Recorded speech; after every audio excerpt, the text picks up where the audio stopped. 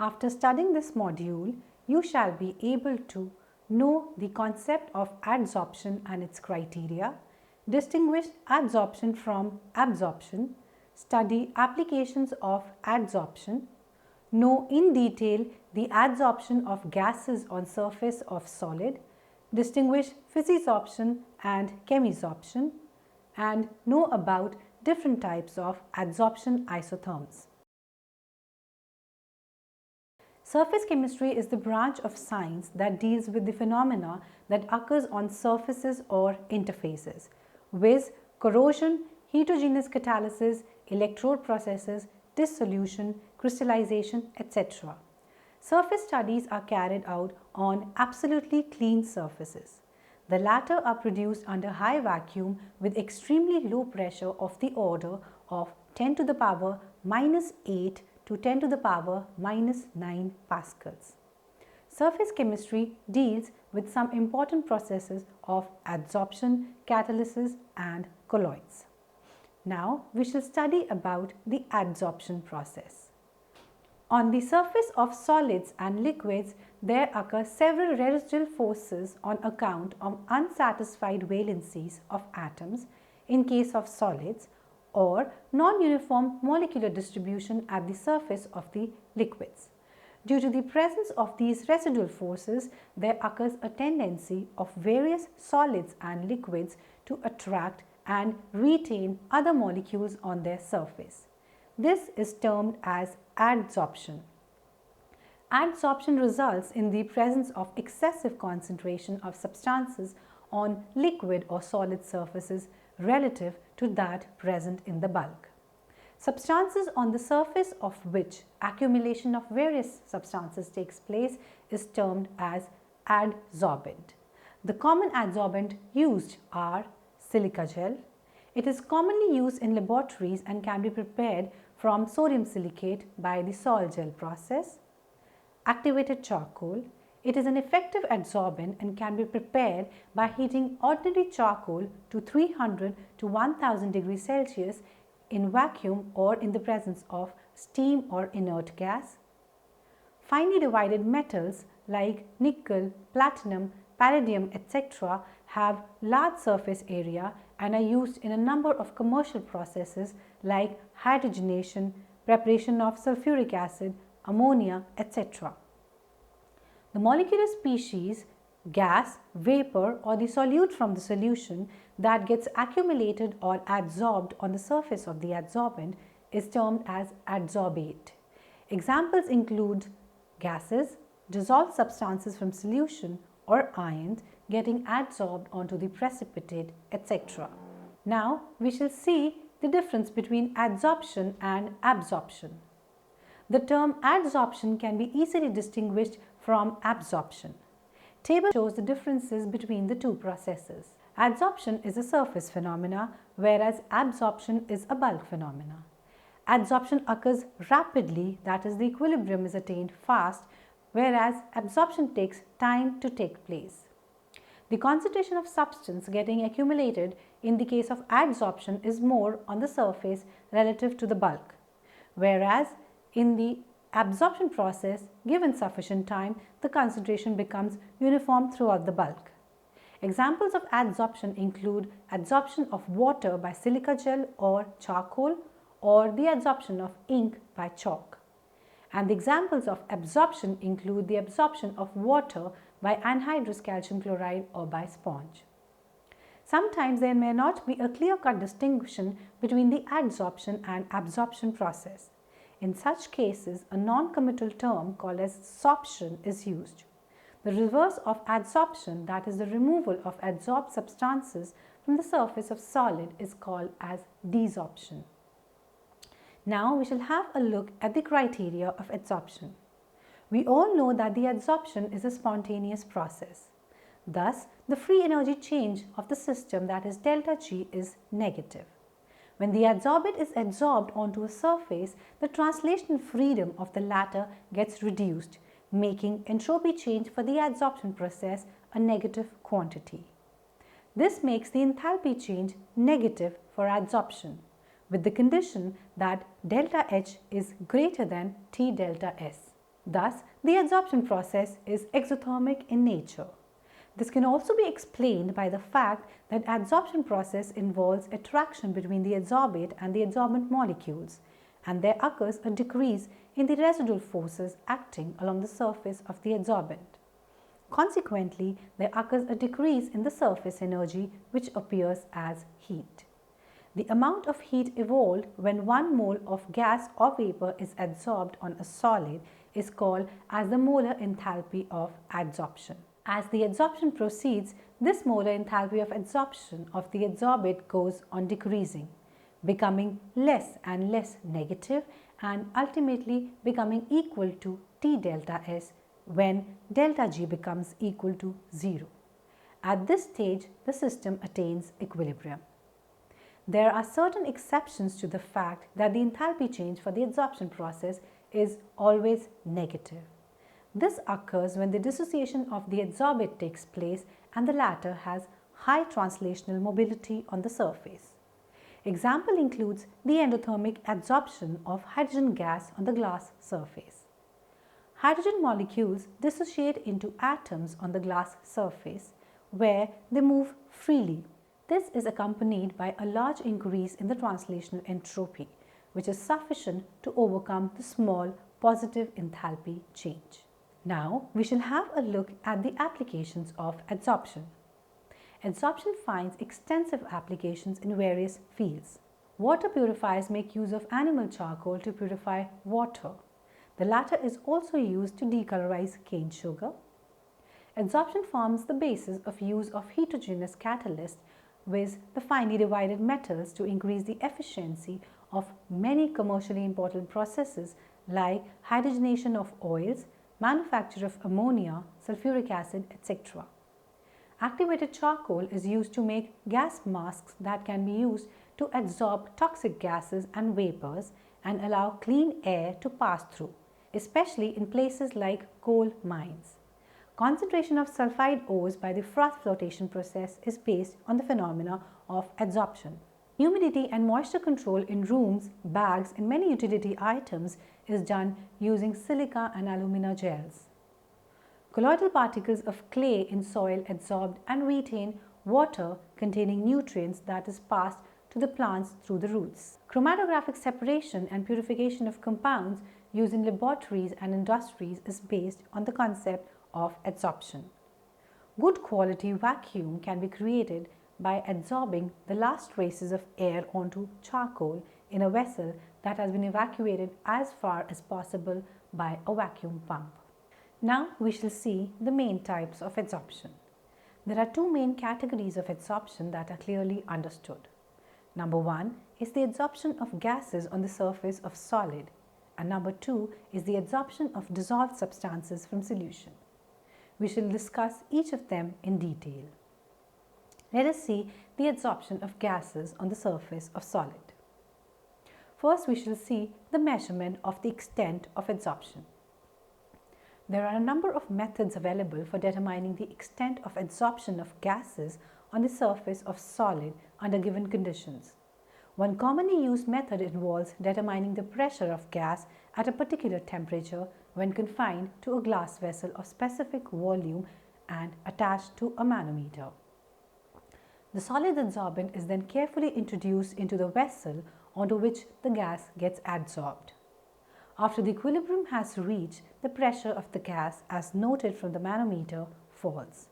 Using Boyle's law, the amount of gas adsorbed onto the solid adsorbent can be calculated from the fall in pressure, taking care of the volume correction. Other methods of measuring the extent of adsorption include rate integral method, weighing the sample on a precise microbalance before and after the adsorption process, etc. Now we shall see the factors which affect the extent of adsorption of gas on solid surface. The extent of adsorption of gas on the surface of a solid adsorbent depends on the factors. Number one is the nature of the adsorbate. It is observed that temporary gases like ammonia, carbon dioxide, sulfur dioxide, etc., which have higher intermolecular forces of attraction, that is the van der Waals forces, are more soluble, easily liquefiable, and are adsorbed to a greater extent onto a definite mass of the adsorbent under conditions of constant temperature and pressure relative to the permanent gases like hydrogen, oxygen, nitrogen, etc. It is also observed that higher the critical temperature of the gas, more easily it is absorbed. Critical temperature of a gas is the temperature to which a gas must be cooled down in order to liquefy it. Above the critical temperature, the gas shows ideal behavior. Second is the nature of adsorbent. Larger the surface area of the adsorbent, more will be the extent of adsorption. It is for this reason that we prefer activated charcoal over ordinary animal charcoal and finely divided metals as effective adsorbents and catalysts respectively. Number 3 is the temperature. We have already seen that adsorption is an exothermic process. Therefore, as per Le Chatelier's principle, the process is favored by low temperature conditions. This can also be explained on the basis of competition between the two opposing factors, that is, the thermal energy of molecules of gas and the residual attractive forces prevalent on the solid surface. As the temperature decreases, the molecules will possess less thermal energy and will have more tendency to get attracted and retained onto the solid surface of the adsorbent. Hence, greater will be the extent of adsorption.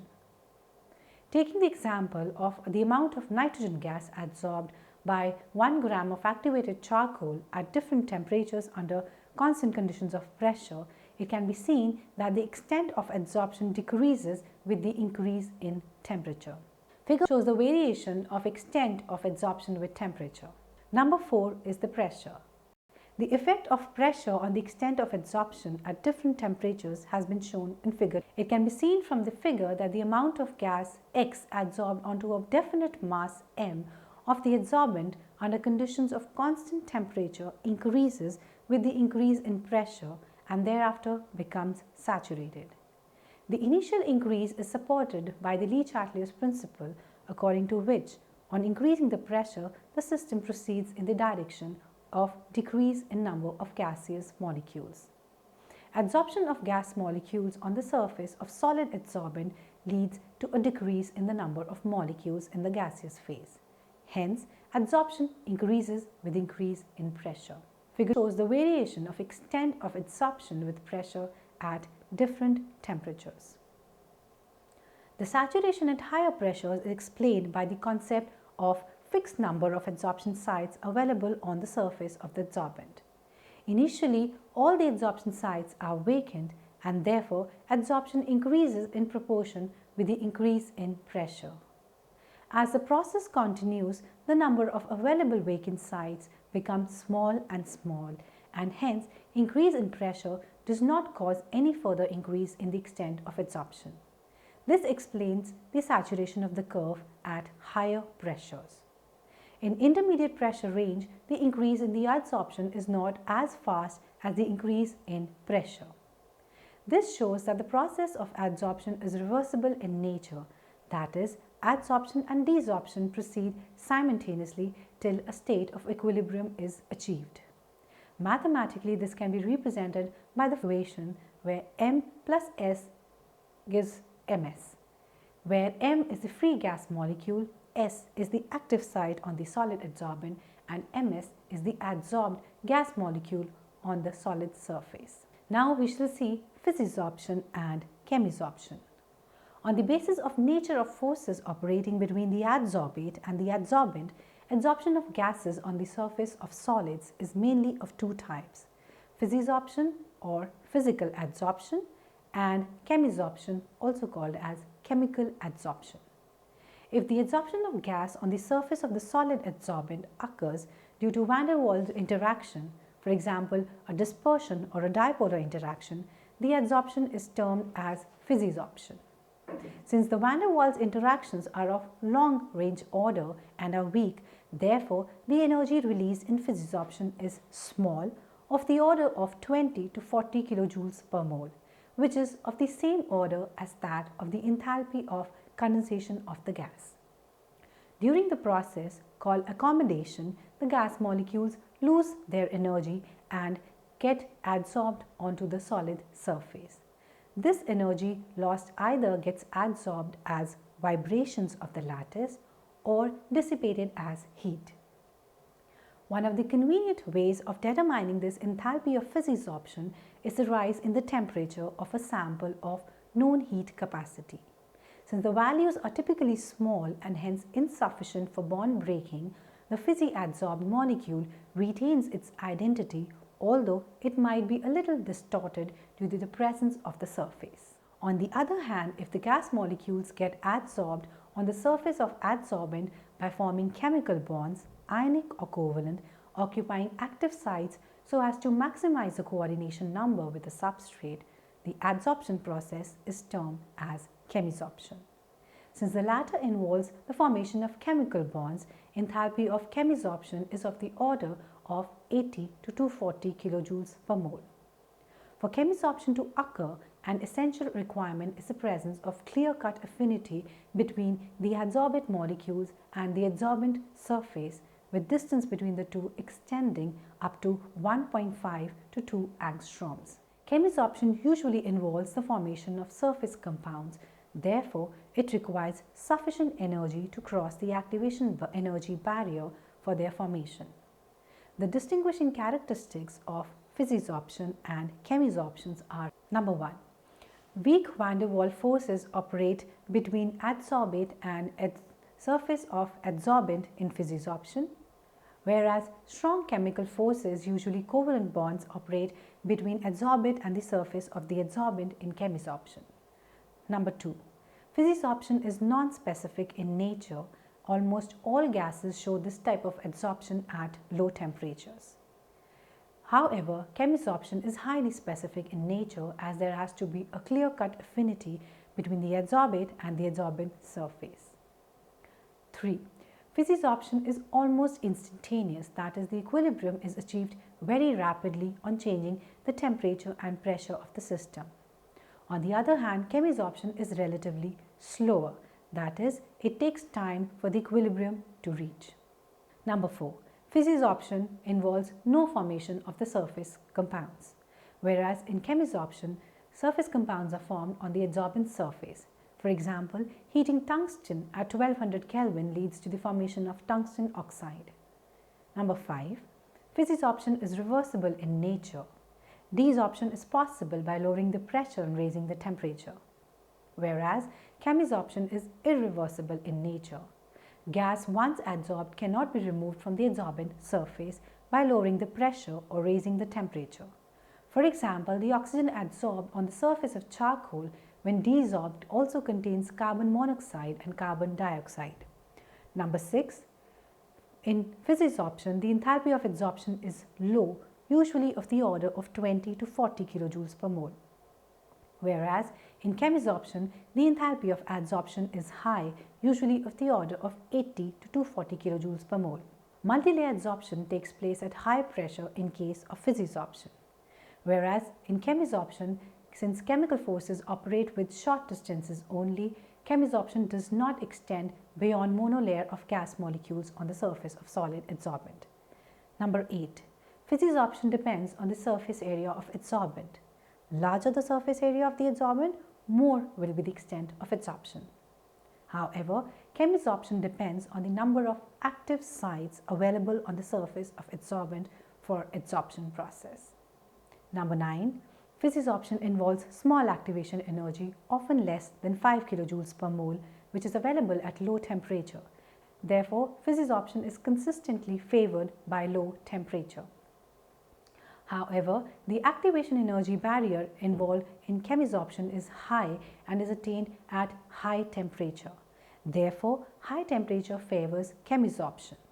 After the activation energy barrier for the formation of surface compound is crossed, it decreases with the increases in temperature. One of the tools to determine whether the adsorption is physical or chemical is the infrared spectroscopy. IR spectrum of the adsorbent after the adsorption process will be drastically different in case of the adsorption is chemical.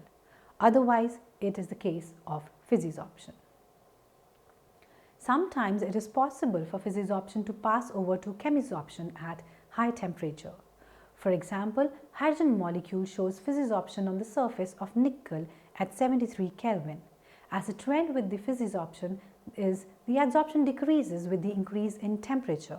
Therefore, the extent of adsorption starts increasing, attaining a maximum value at 173 Kelvin.